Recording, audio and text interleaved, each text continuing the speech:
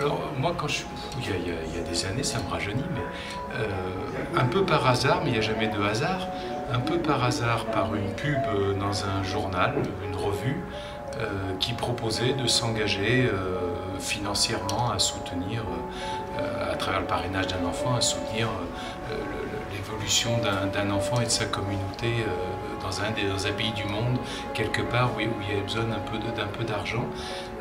Ce qui était, au départ, je sais que ce qui m'a motivé, c'était que j'avais pas de raison de ne pas le faire.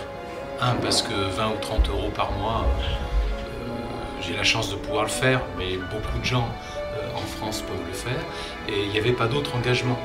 Donc c'est pas un engagement où on me demandait du temps, de la participation, je sais pas quoi, on me demandait simplement de m'engager à un versement régulier. Donc je me suis dit, qu'est-ce qui t'empêcherait de le faire? Comme j'ai pas trouvé de réponse, je l'ai fait.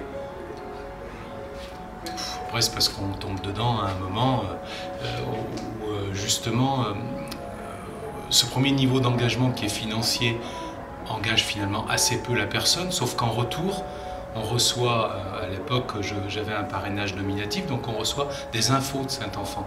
On reçoit sa photo, puis on reçoit des informations sur ce qui se passe autour de lui, dans sa famille, dans son village, dans tout ce qui est fait par l'association Relais de partage qui travaille sur le terrain.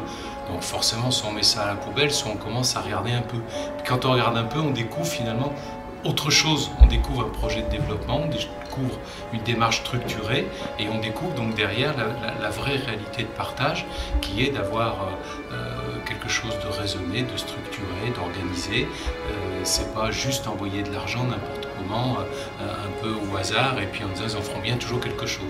Donc ça donne envie de creuser un peu plus, puis quand on creuse un peu plus, un jour ou l'autre on se fait rattraper par une sollicitation et puis à nouveau on se dit bon, pourquoi je dirais non, pourquoi j'irais pas.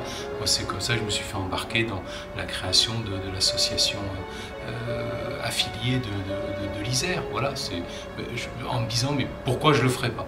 Quelle est la bonne raison qui m'empêcherait de le faire? Alors, comme j'en ai pas trouvé, j'y suis allé. D'accord. Merci beaucoup. De rien.